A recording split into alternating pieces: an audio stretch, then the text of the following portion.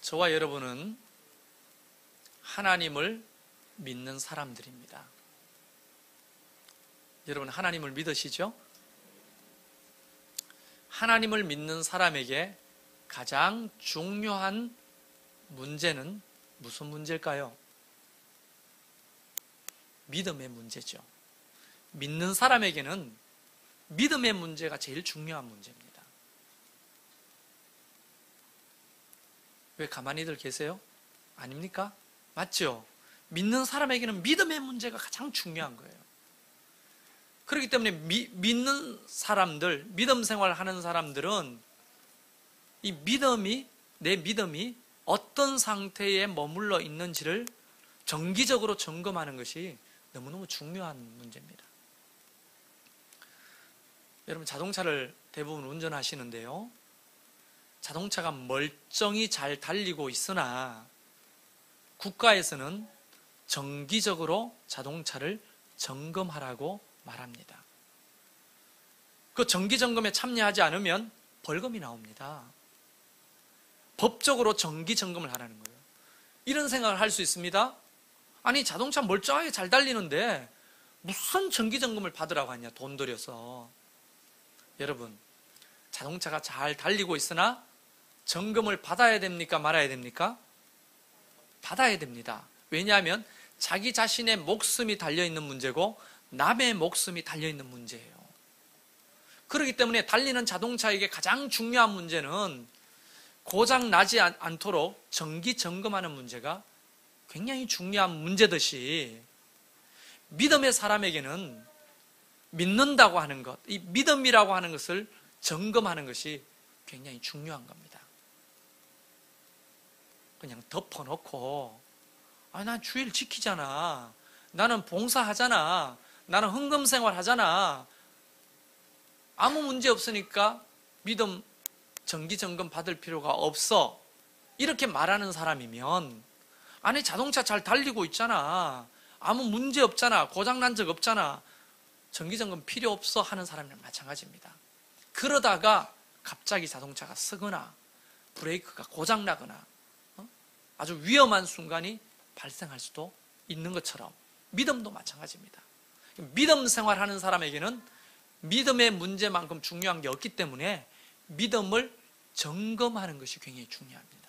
내 믿음이 어떤 상태인가, 무엇이 문제인가, 내 믿음의 어떤 부분이 지금 문제가 발생했는가, 이런 것들을 정기적으로 살펴보는 게 중요하다는 거예요. 그래서 오늘은 무슨 날이냐? 믿음을 정기 점검하는 날이다, 이렇게 생각하시고 오늘 자동차 정비소에 들어왔다는 기분으로, 믿음의 정비소에 들어왔다는 기분으로 그렇게 하나님 말씀을 들었으면 좋겠습니다. 아시겠죠? 압니다. 여러분의 표정이 나는 지금 믿음 생활 잘하고 있는데 왜 믿음에 대한 이야기하냐, 이런 표정인데 그런 거죠. 자동차 잘 달리고 있는데 정기점검 받으러 오는 겁니다. 자, 오늘 예수님께서 제자들과 함께 어디로 가시려고 합니다. 배에 올라타시더니 하시는 말씀이, 얘들아 호수 건너편으로 건너가자 라고 말씀하십니다. 제자들이 그 말씀대로 배에 올라타서 노를 잡고 젓기를 시작합니다. 한참을 갔는데 갑자기 폭풍이 몰아칩니다. 이게 만화 영화야? 왜 멀쩡한 바다가 갑자기 폭풍이 몰아친대? 이거 얘기 아니야? 여러분 안 가본 사람은 말을 하지 마세요. 제가 한 10년 전쯤에 성지순례를 다녀왔습니다. 근데 항상 성지순례의 메인 코스가 뭐냐면 갈릴리 호수예요. 예수님이 사역을 가장 많이 했던 지역이기도 하고 그 가브나움에 갑니다. 가면요 꼭 옵션이 있어요. 어떤 옵션이냐면 배를 타고 갈릴리 호수 중간으로 나가는 거예요. 화창한 날씨였습니다. 호텔에서 나왔을 때 너무 화창한 거예요. 갈릴리 호수에 관광버스가 딱 왔는데 바다가 너무 잔잔하고 아름다운 거예요. 배를 탔습니다. 여러분 꼭 목사님들, 전도사님들, 장로님들 성지순례 가면 배 타고 하는 게 있어요. 아마 열에 9을 할 겁니다. 성만찬을 합니다. 배 위에서. 왜냐하면 예수님의 그 사역을 생각하면서 예수님을 더 깊이 기억하려고 배 위에서 성만찬을 하는 거예요. 날씨가 너무 좋았습니다. 제가 성만찬 이원이었거든요. 떡과 잔을 준비해서 우리 함께 가신 전도사님들, 교수님들 타고 배를 타고 나갑니다. 한 30분쯤 나갔는데요. 이제 성만찬을 하려고 이제 분병하고 분잔을 딱 들었는데요. 배가 요동하기 시작하는 거예요. 아니, 멀쩡했던 바다가 갑자기 요동하는데 기둥을 붙들고 성만찬 그 떡을 들고 있는데도 이거 가눌 수가 없는 거예요. 아니, 줄을 쭉 서서 앞으로 나와가 성만찬 분병을 하고 분잔을 해야 되는데 배가 너무 요동하기 때문에 그렇게 할 수가 없었어요. 그때 관광 가이드가 그렇게 말합니다. 요게 한 10배 정도 되는 것이 바로 성경에 소개되는 유라굴로라고 하는 광풍입니다. 왜냐하면 설명을 하는데요. 그 갈릴리 호수는 그 옆에 있는 지중해 바다보다 200m 아래에 있습니다. 그렇기 때문에 이 뚝처럼 생긴 큰 산들이 바닷물을 막고 있기 때문에 200m 아래에서 호수가 생긴 거예요. 해발 200m 마이너스예요. 그런데 그 협곡 사이드마다 불어오는 바람이 너무나 강력합니다. 그게 골란고원이잖아요. 그 협곡이 막 깊은 골짜기가 있는데 그 지중해에서부터 바람이 불어오다가 협곡을 만나면 어떻게 돼요? 병목 현상이 일어나죠. 바람의 세기가 갑자기 세지는 거예요. 그게 호수로 불어닥치는데 예측할 수도 없고 예견할 수도 없습니다. 잔잔했다가 갑자기 불어닥치는 바람이 오늘날에도 있습니다. 그렇기 때문에 갈릴리 호수에는 풍랑주의보가 있을 수가 없대요. 너무 갑자기 불어닥치니까. 그날도 예수님은 제자들과 함께 호수 건너편으로 가시려고 하는데 갑자기 바람이 불기 시작하는 겁니다. 그리고 파도가 일기 시작하는 겁니다. 불이 그 손바닥만한 조각배 위에 막 넘쳐옵니다. 제자들이 소리를 칩니다. 주여! 주여! 살려주세요. 우리가 죽게 됐습니다. 그런데 예수님은 그 시간에 주무시고 계셨다고 했습니다. 이해됩니까? 물이 넘어오는데 배가 뒤집어지려고 하는데 예수님 주무시는 거예요. 그건 나중에 설명하고 막 깨웁니다. 예수님이 일어나서 바람과 바다를 꾸짖습니다. 그랬더니 즉시로 그 바람과 파도가 잔잔해집니다. 그리고 예수님이 제자들에게 눈을 빤히 보면서 이렇게 말했겠죠. 너희 믿음이 도대체 어디 있느냐? 믿음이 도대체 어디 있느냐? 라고 질문하시죠. 너의 믿음이 도대체 어디 있느냐 말이에요. 믿음. 예수님께서는 제자들과 호수를 건너가시기 전에 제자들에게 이 믿음의 본질적인 문제를 가르쳐 주고 싶으셨던 것 같아요. 그래서 예수님께서는 그냥 제 해석입니다. 제 해석인데 아무리 피곤하더라도 요만한 배 위에서 물이 막 넘어오는데 주무신다는 게 이해가 안 되죠. 아, 그분은 전지전능하시니까 어떤 상황에서도 주무실 수 있으니까 바늘 위에서도 한 다리로 주무실 수 있으니까 뭐 그 정도 못 주무시겠냐, 이런 개념이 아니라 제자들에게 어떤 것을 가르치고 싶었던 것 같아요. 뭘 가르치고 싶으냐? 믿음이란 무엇인가 하는 것을 가르치고 싶었던 것 같아요. 그래서 이 믿음의 문제를 예수님께서 제자들에게 다루시는데 질문하시죠. 네 믿음이 어디 있느냐? 이 질문이 오늘 믿음의 정기 점검을 받으러 오신 저와 여러분에게도 동일하게 묻는 질문입니다. 네 믿음이 어디 있느냐?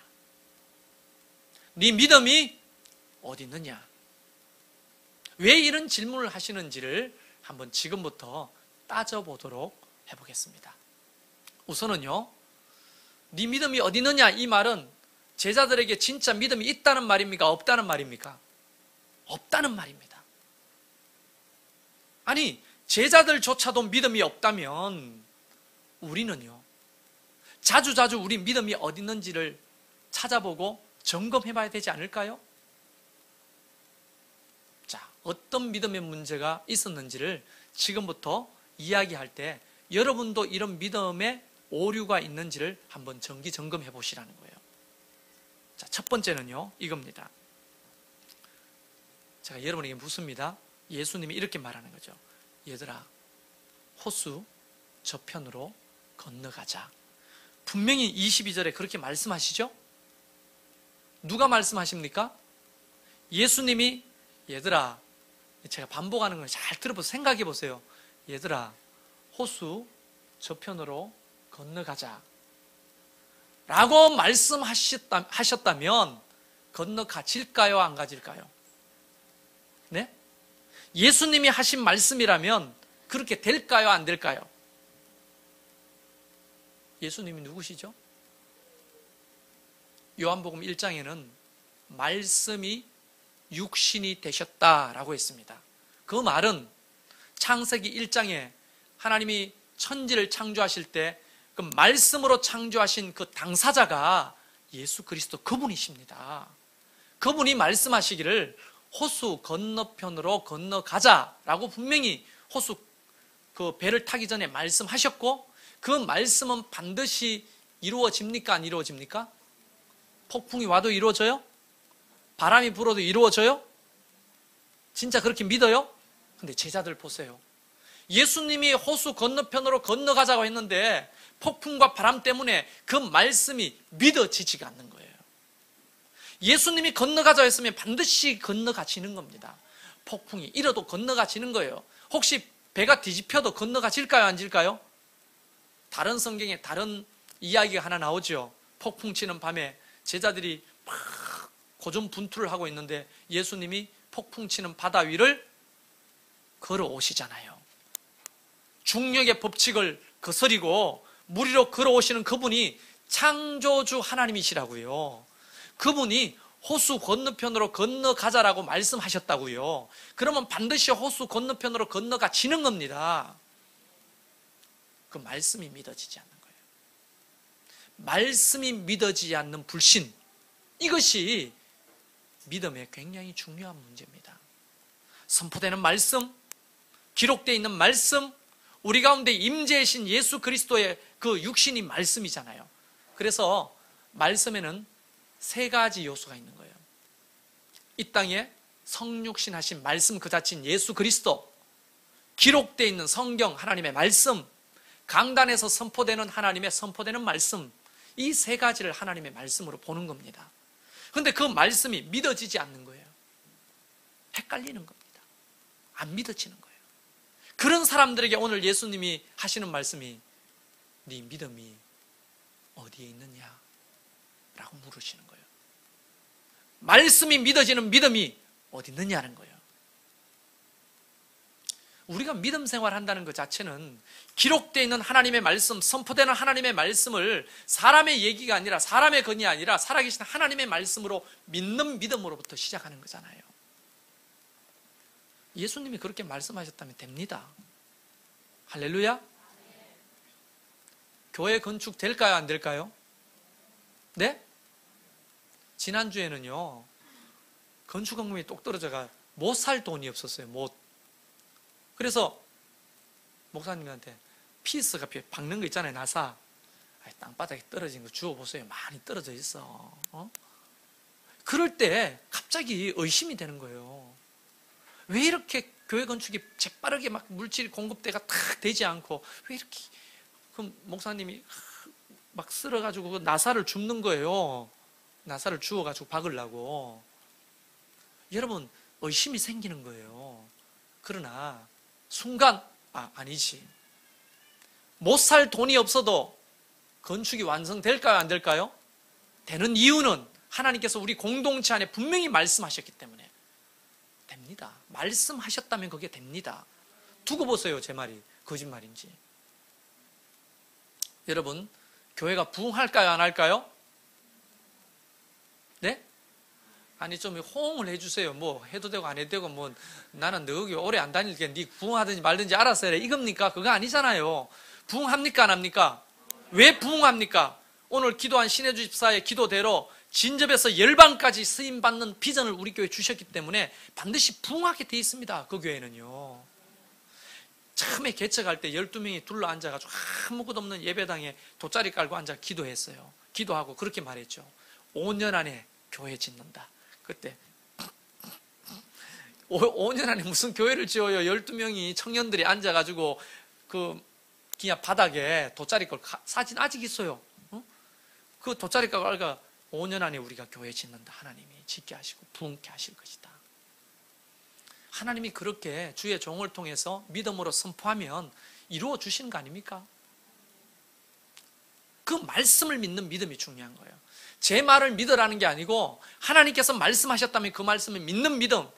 그런데 제자들이 호수 건너편으로 건너가자라고 하는 이 말은 선포거든요. 반드시 건너가게 될 것이다 라고 하는 말씀인데 폭풍 때문에, 파도 때문에 그 말씀이 믿어지지 않는 겁니다. 그래서 예수님은 제자들에게 네 믿음이, 그 말씀을 믿는 믿음이 어디 있느냐 이렇게 물으시는 거예요. 두 번째는요, 예수님의 이름이 뭔지 아십니까? 아니, 예수님의 이름이 예수님이지 뭐예요?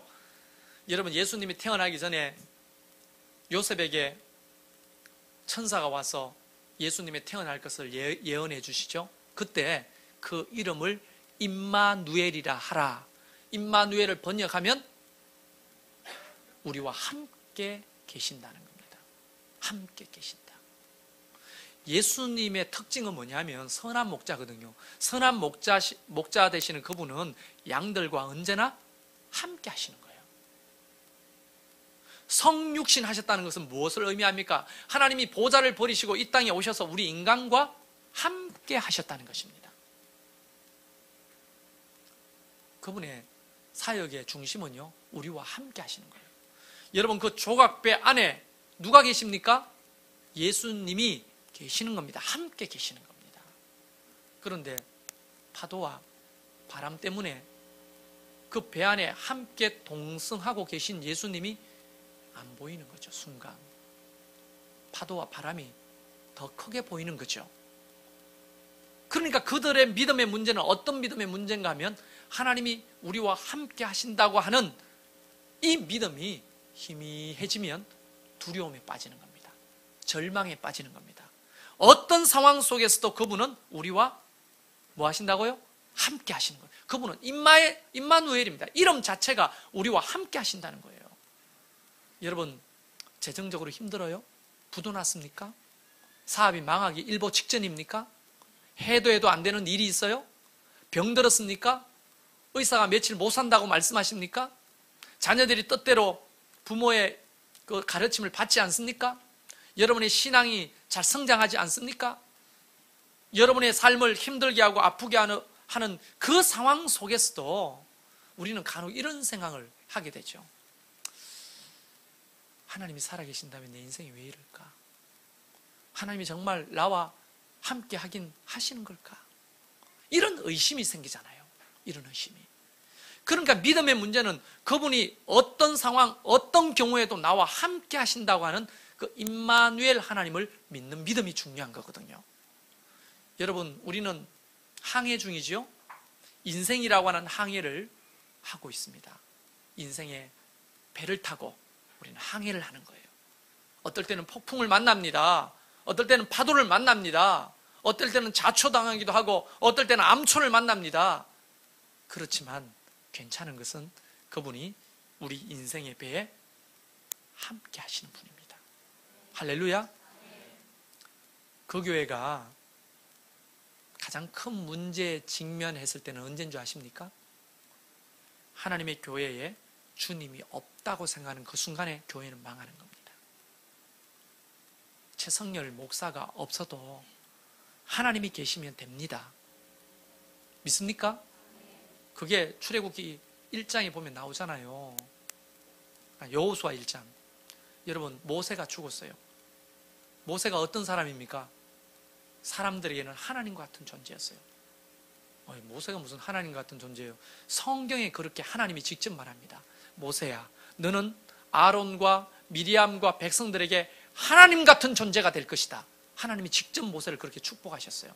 실제로 모세는 하나님 같은 존재였어요. 모세만 보고 가는 거예요. 모세와 함께 있을 때는 모든 것이 이길 것 같고 모든 것이 승리할 것 같고 모든 것이 극복할 것 같았어요. 그런데 모세가 죽었어요. 그 상실감이 얼마나 컸을까요? 얼마나 두려웠을까요? 그때 여호수아 1장에는 뭐라고 하는 것이 아십니까? 살아계신 하나님이 여호수아에게 오셨다고 했어요. 모세는 죽었으나 하나님이 살아계시잖아요. 할렐루야.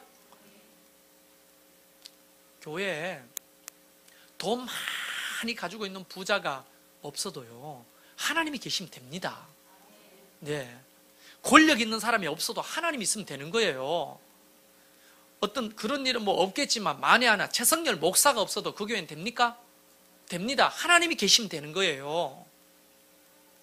그러니까 우리는 하나님이 언제나 함께 하신다는 것을 믿는 믿음이 중요한 겁니다.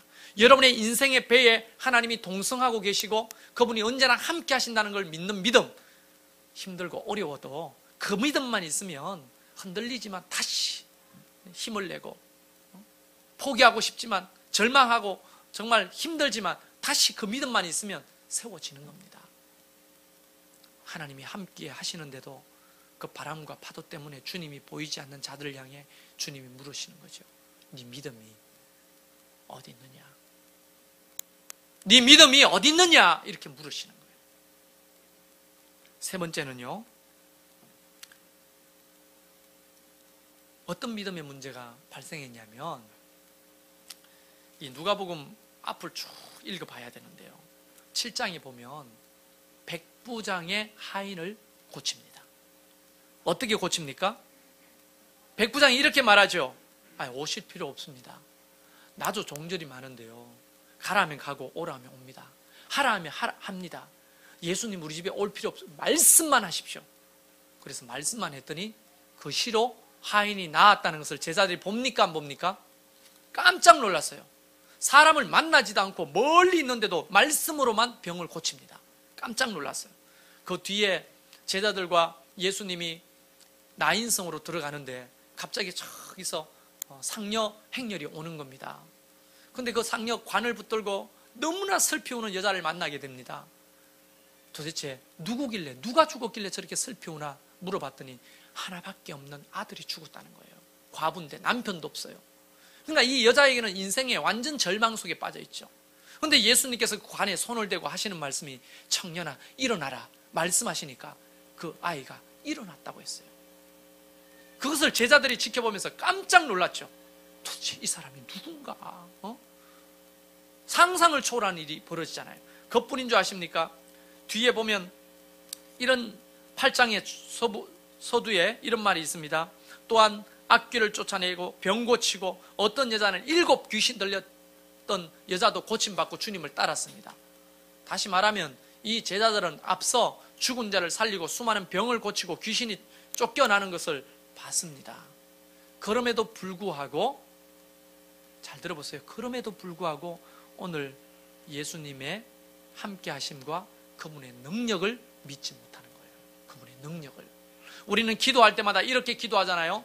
보통 이제 시골에 가면 장로님들이 기도할 때 꼭 덧붙이는 수식어들이 있죠. 하나님 부를 때 전지 전능하시고 무소부재하시고, 이 어려운 말을 쓰십니다. 전지, 모든 것을 아시죠. 전능, 모든 것을 할 수 있죠. 그죠? 그 다음에 무소부재, 어디든 계시는 분.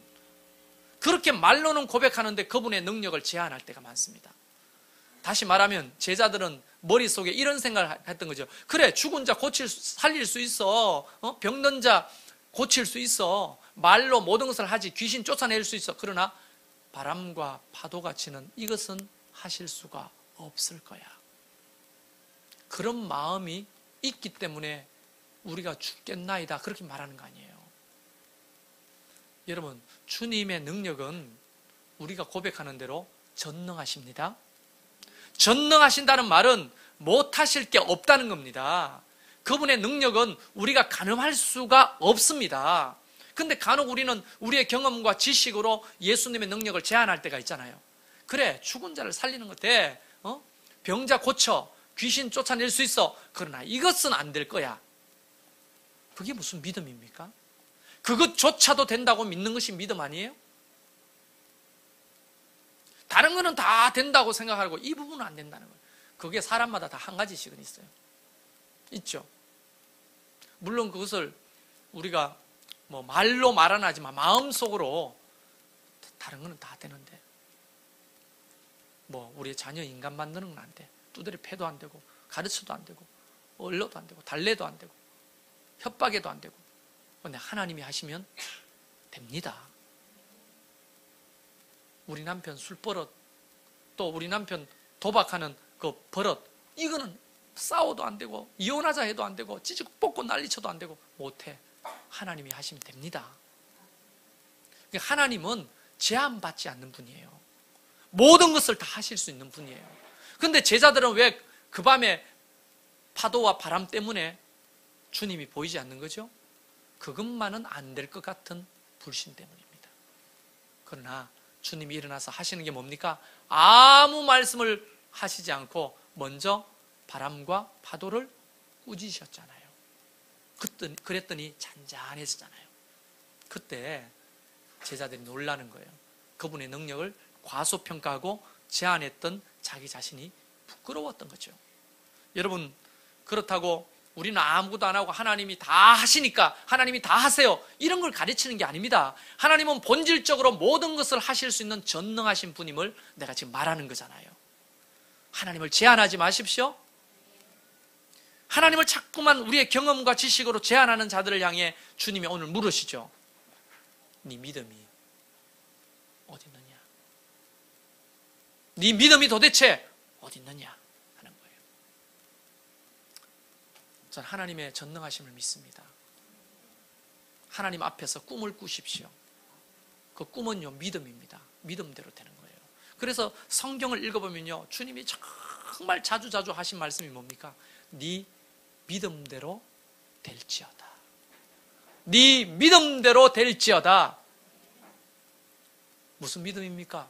그분이 전능하시다는 믿음을 가지면 되는 겁니다. 우리 교회가 꿈을 꾸고 있습니다. 여러분도 저와 같은 꿈을 꾸기를 바랍니다.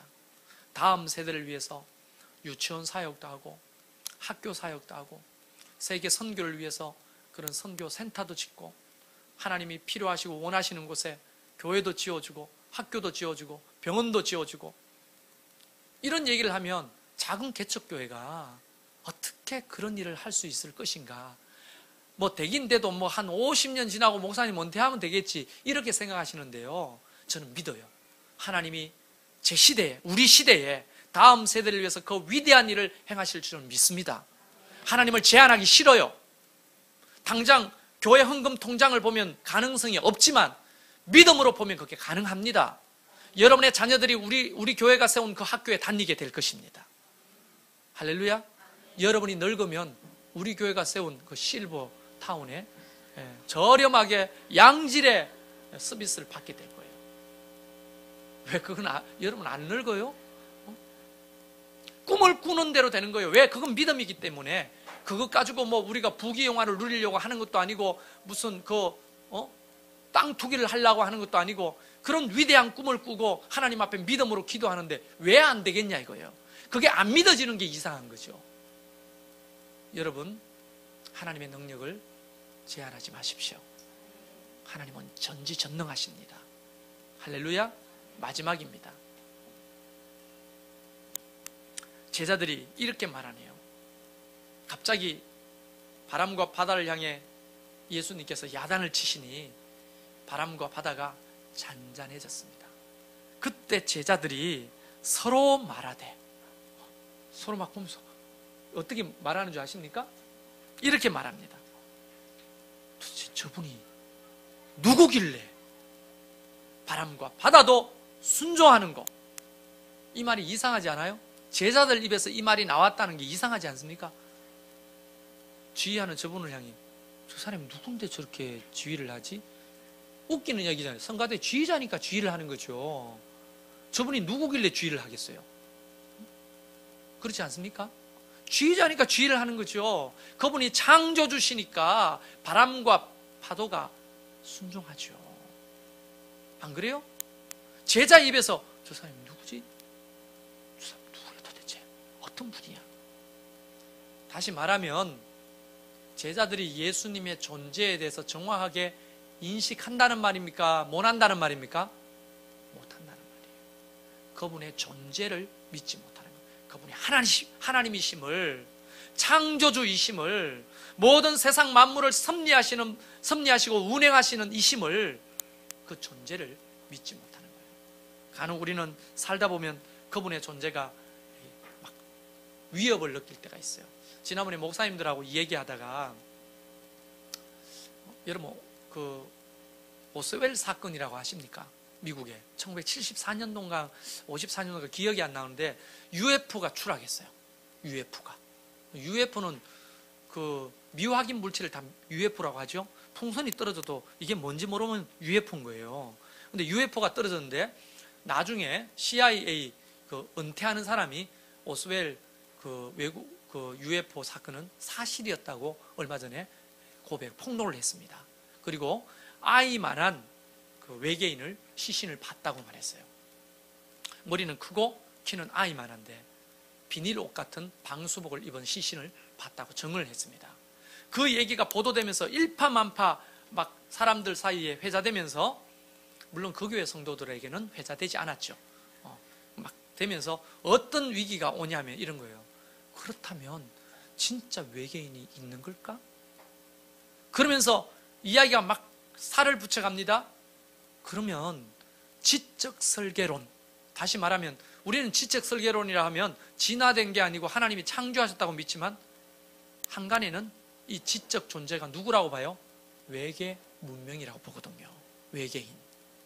그러면 진짜 피라미드 외계인이 만든 거야? 잉카 문명 외계인이 만든 거야?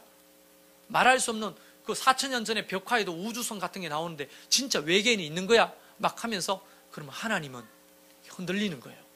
막 흔들리면서 진짜 외계 생명체가 있다면 야, 하나님 없는 거 아니야? 그 존재 자체가 위기를 경험하는 거예요. 그때 제가 이렇게 말했죠. 그럼 그 외계인은 누가 만들었는데?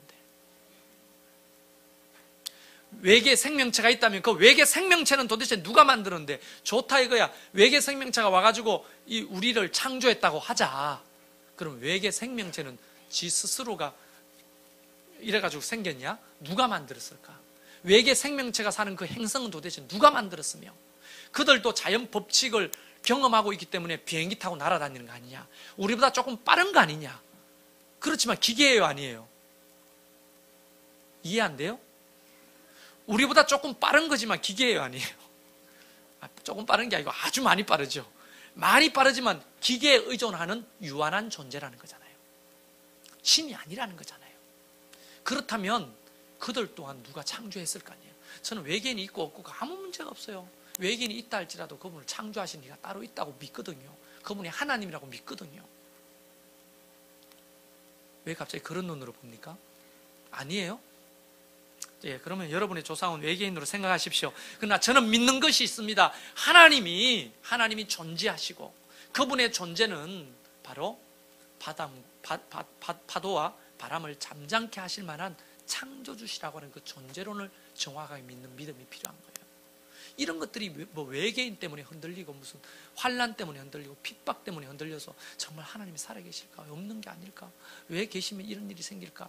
헷갈리는 자들에게 하나님이 말씀하시는 거예요. 네 믿음이 어디 있느냐? 도대체 네 믿음이 어디 있느냐?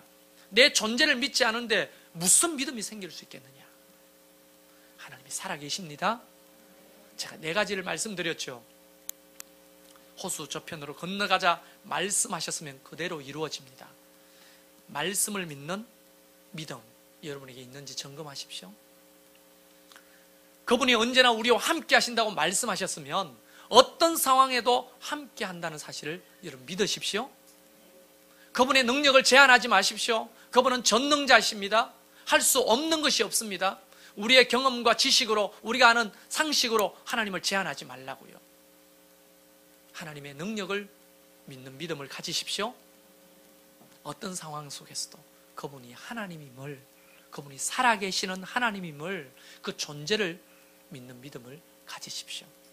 이 4가지만 점검되면요, 이것은 오늘 설교로 끝나는 것이 아니라 여러분 일평생 믿음 생활할 때 점검해 봐야 됩니다. 내가 말씀을 믿고 있는지, 그분이 나와 함께 한다는 것을 믿고 있는지, 그분의 능력이 전능하신다는 것을 믿고 있는지, 그분이 살아계신 하나님이라는 사실을 믿고 있는지, 이 4가지의 질문을 제자들한테 지금 하고 있는 거예요. 그 사건을 통해.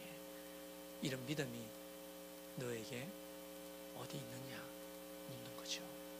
이 믿음의 문제만 바르게 세워 있다면 우리는 하나님의 자녀로서 그 권세를 가지고 승리하며 살아갈 수 있다고 저는 믿습니다. 할렐루야. 우리 옆 사람에게 이렇게 선포하십시오. 당신에게 이런 믿음